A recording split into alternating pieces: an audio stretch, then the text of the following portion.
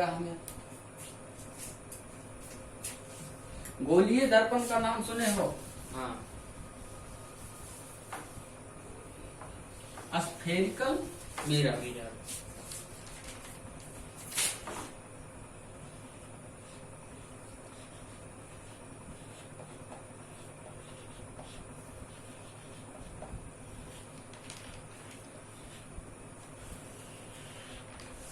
सबसे पहले इसमें समझने वाली बात जो है, ठीक है, कि गोलीय दर्पण कितने तरह का होता है। हम करते क्या है, एक इस तरह का स्फेयर है, स्फेयर समझते हो ना, गोला है, ठीक है। इस स्फेयर को हम 4 टुकड़े में बांट देते हैं। क्या करते हैं? 4 टुकड़ा। एक टुकड़ा ऐसा कर दिए, ठीक है, या चलो 2 ही टुकड़ा में बांट देते हैं, ठीक है। और क्या करते हैं, जब 2 टुकड़ा अलग अलग बन गया, ऐसा ऐसा बन गया 2 टुकड़ा, एक का बाहर कलर कर देते हैं, पेंटिंग कहाँ पे किए? बाहर। और एक का अंदर पेंटिंग कर दिए। तो इस तरह से जो 2 दर्पण का निर्माण हुआ उसे 2 गोलीय दर्पण कहते हैं, ठीक है। कैसे निर्माण हुआ इसका? एक स्फेयर था, शीशे का एक स्फेयर था, ठीक है, उसको कट कर दिए बीच से कट करने के बाद एक को बाहर से कलर कर दिए और दूसरे को अंदर से कलर कर दिए। इसका मतलब रिफ्लेक्शन इसमें इस सरफेस से होगा कि नहीं, और इसमें इस सरफेस से होगा। तो दोनों का अलग अलग नाम दिया गया है, ठीक है। इसका नाम क्या है जानते हो?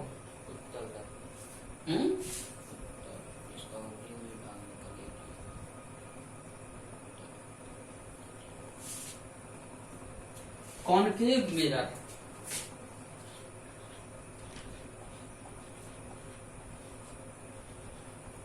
कॉनकेव मिरर या अवतल दर्पण, ठीक है। और इसका नाम कॉन्वेक्स मिरर या उत्तल दर्पण, ठीक है। कैसे कोई गोलीय दर्पण बनता है, ये बात आ गया समझ में?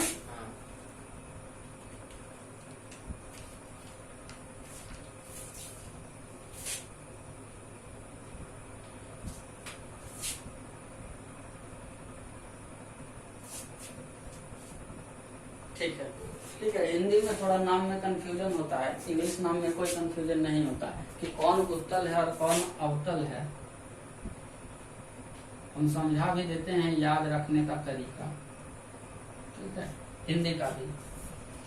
अवतल, जिसका तल जो है नीचे चला गया हो, ठीक है, या जिसके तल से रिफ्लेक्शन हो, काम हो, उसको क्या कहेंगे? अवतल। तो तल इसका कौन सा है? नीचे वाला पार्ट है कि नहीं? हाँ। ये पार्ट है कि नहीं? हाँ। तो सारा काम जिसके तल से होता है उसको क्या कहते हैं? अवतल। अब मतलब इसे रियल मीनिंग हम नहीं बता रहे हैं, सिर्फ याद करने के लिए। अब मतलब अभी जो हमें काम करना है, ठीक है, तल इसका मतलब जिससे काम, नीचे से काम होगा। तो याद रखने का ये सबसे बेहतरीन तरीका है। अवतल दर्पण कैसे समझेंगे? जिसके तल से अब काम होगा उसे हम कहेंगे अवतल दर्पण, और उसका उल्टा जो हो जाएगा वो उत्तल दर्पण। एक ही को तो याद रखना है, दूसरा ऑटोमेटिकली याद रह जाएगा, ठीक है। ये दोनों कॉन्सेप्ट ध्यान रह गया। कॉनकेव मिरर और कॉन्वेक्स मिरर कैसे बना, उत्तल दर्पण और अवतल दर्पण। कुछ नहीं, बस एक स्फीयर को बीच से कट कर दिए, एक का बाहर कलर कर दिए, दूसरे का अंदर कलर कर दिए, जो मिरर बना उसका अलग अलग नेमिंग कर दिए। एक कॉनकेव मिरर बन गया, दूसरा कॉन्वेक्स मिरर बन गया।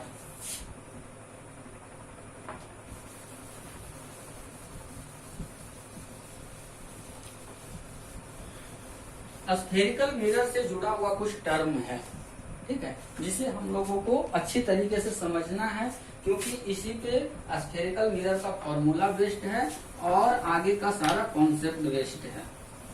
तो टर्म को भी बहुत लोग अच्छे से समझते नहीं है, याद कर लेते हैं, इसलिए उनको स्फेरिकल मिरर का पूरा कॉन्सेप्ट भी क्लियर नहीं हो पाता है।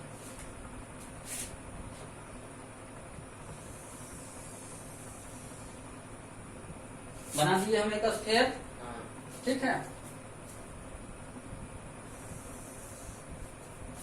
इसके बीच से एक एक्सिस खींच दिए, क्या खींच दिए, एक्सिस, एक्सिस खींच दिए, ठीक है। इसका जो जो टर्म आता है हम बताते जाते हैं।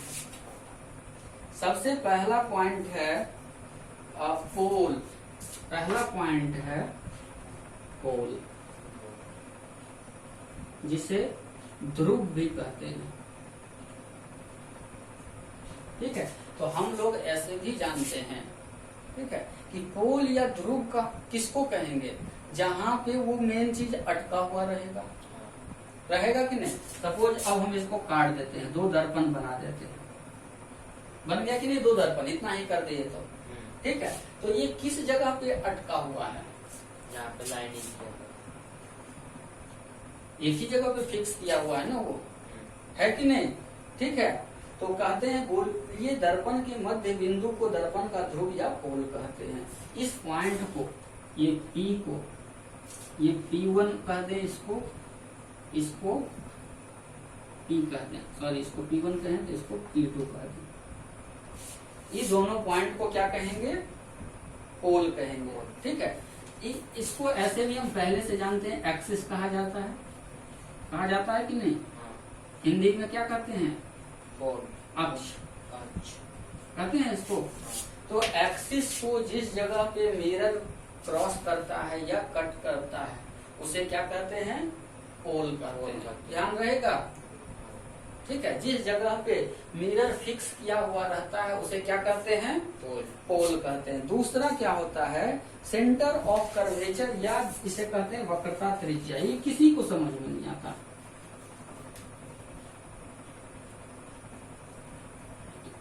पहले से पढ़े हो ये चैप्टर, सेंटर ऑफ कर्वेचर किसे कहते हैं,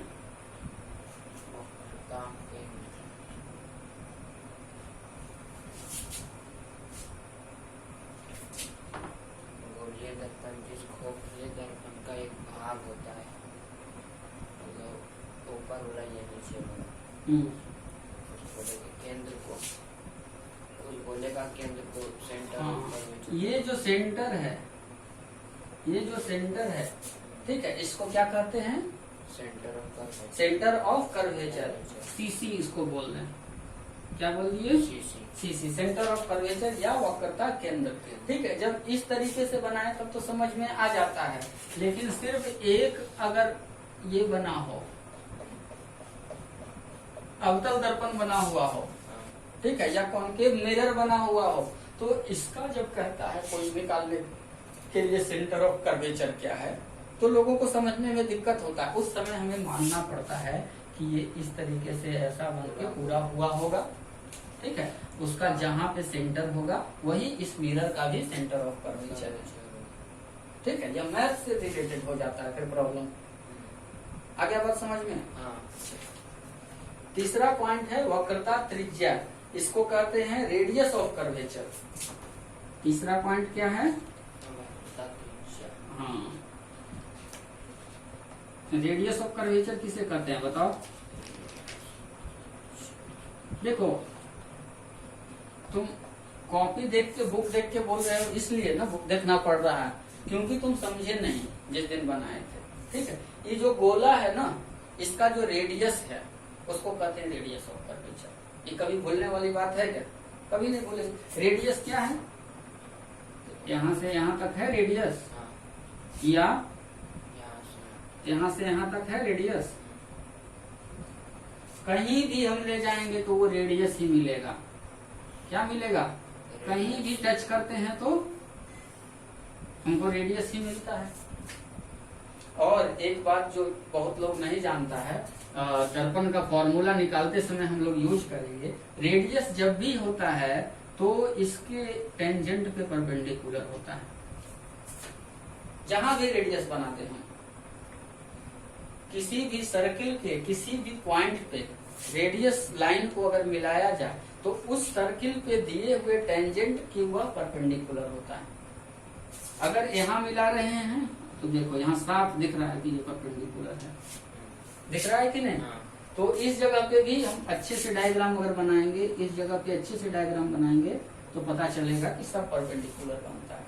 तो जहां भी रेडियस लाइन मिलता है उसका क्या नेचर होता है कि वह परपेंडिकुलर होता है। तो रेडियस ऑफ कर्वेचर समझ गए, ऐसा कर्व, ठीक है, जिसके द्वारा उस दर्पण का निर्माण हुआ है या जो उस दर्पण के कर्व को बताता है उसका जो रेडियस है उसे क्या कहते हैं, रेडियस ऑफ कर्वेचर कहते हैं। ठीक है, अगला पॉइंट क्या है, प्रधान या मुख्य अक्ष, ठीक है, जिसे हम कहते हैं प्रिंसिपल एक्सिस।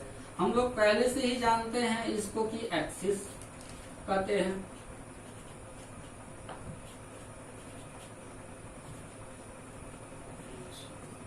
क्या नाम है, प्रिंसिपल एक्सिस। हाँ, तो प्रिंसिपल एक्सिस किसको कहते हैं, तो ध्रुव को, ये ध्रुव था, हाँ, उसको वक्रता केंद्र से, सेंटर ऑफ कर्वेचर से मिलाने वाली जो रेखा होती है, ये जो रेखा है इसका नाम क्या है, प्रिंसिपल एक्सिस।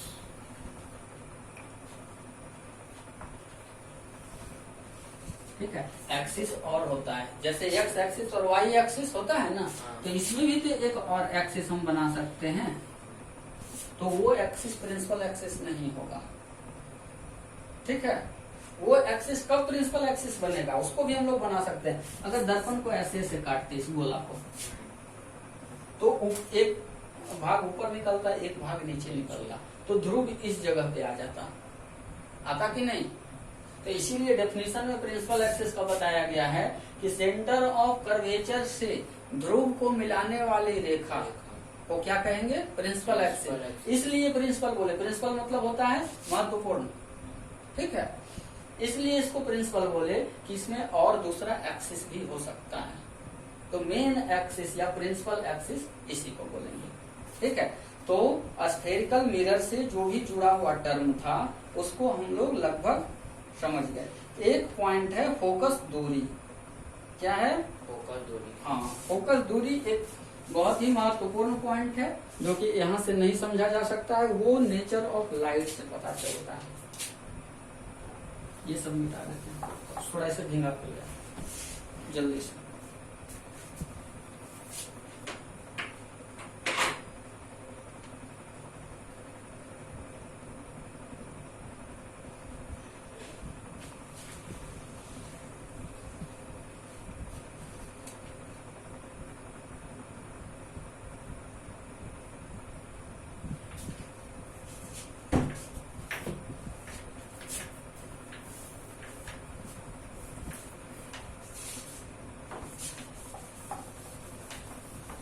ये बात पूरा समझ में आ गया, इससे जुड़ा हुआ टर्म जो भी था। हाँ। ठीक है, इसको याद करने का कोई जरूरत नहीं है। क्या क्या टर्म बताए, अवतल दर्पण, उत्तल दर्पण, मुख्य अक्ष, ध्रुव, फोकस दूरी। फोकस दूरी अभी नहीं फोकस दूरी बताया। अभी नहीं। मुख्य अक्ष।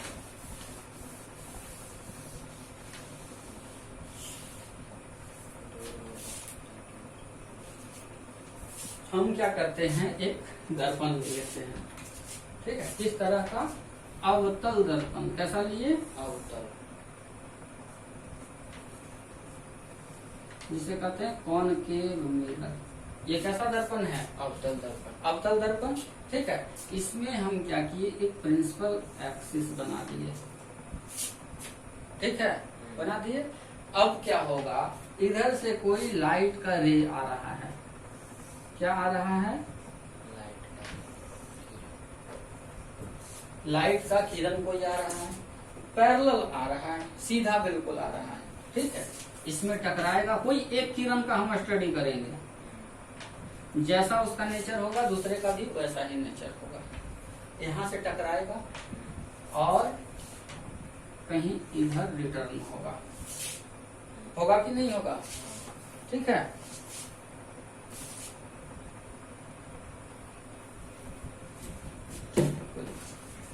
फिर ये भी टकराएगा, ये भी रिटर्न होगा। इस यहाँ भी लाइट आया, ये भी टकराया, ये भी रिटर्न हुआ।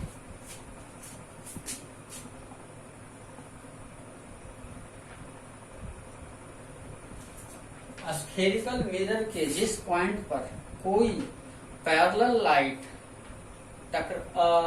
रिफ्लेक्ट होने के बाद मिलता है या मिलते हुए प्रतीत होता है। दो बात है यहाँ, ठीक है।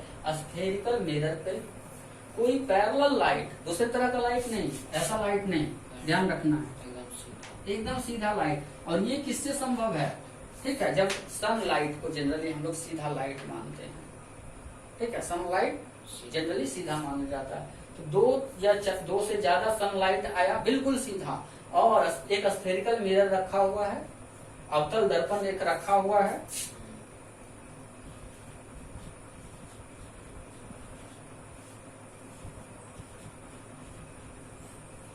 जितने तरह का 9th-10th लेवल पर और 11th लेवल पर कंपटीशन भी होता है, उसमें टोटल क्वेश्चन यही सबसे कवर हो जाएगा, चाहे वो ग्रुप डी का एग्जाम हो या किसी भी तरह का कोई फोर्स का एग्जाम हो, ठीक है। इससे ज्यादा नहीं आएगा। अगर रिफ्लेक्शन ऑफ लाइट बता रहे हैं तो जितना बता रहे हैं उससे ज्यादा कहीं भी आने वाला नहीं है।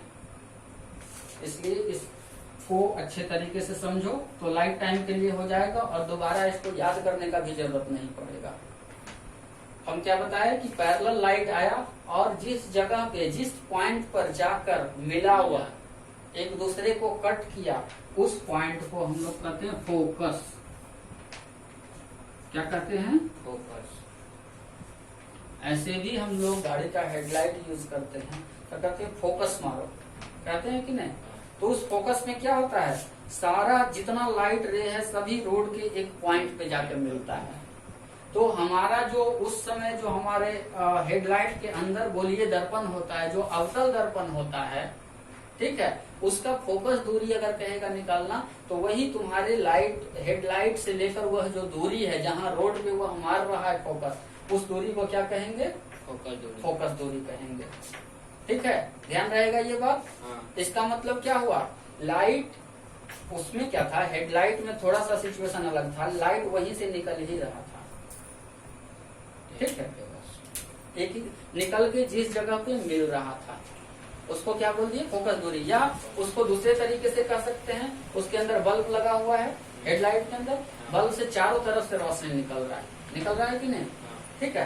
पीछे एक मिरर लगा हुआ है, उस मिरर पे भी सारा रोशनी जाके पड़ा और उससे रिफ्लेक्ट होके एक पॉइंट पे जाके मिला कि नहीं, ठीक है। वह दूरी क्या कहलाता है, वह पॉइंट कहलाता है जिस पॉइंट पे सारा रे जाके मिलता है, उस पॉइंट को कहते हैं फोकस। और ठीक है, इस पॉइंट का क्या नाम दिए थे हम लोग, ये ध्यान है, नहीं, ध्रुव नाम दिए थे, पोल, क्या नाम दिए थे, पोल से लेकर फोकस की जो दूरी होती है उसको हम लोग कहते हैं फोकस दूरी, ध्यान रहेगा, ठीक है। तो हम लोग स्फेरिकल मिरर में, अवतल दर्पण में फोकस किसे कहते हैं समझा दिए। जैसे ही थोड़ा सा सिचुएशन बदल गया और यह दर्पण हो गया उत्तल दर्पण, क्या हो गया, उत्तल दर्पण।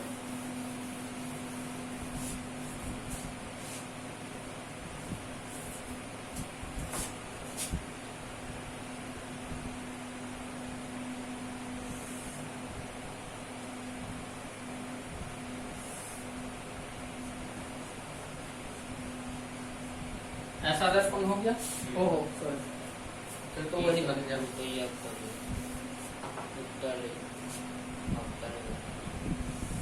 ऐसा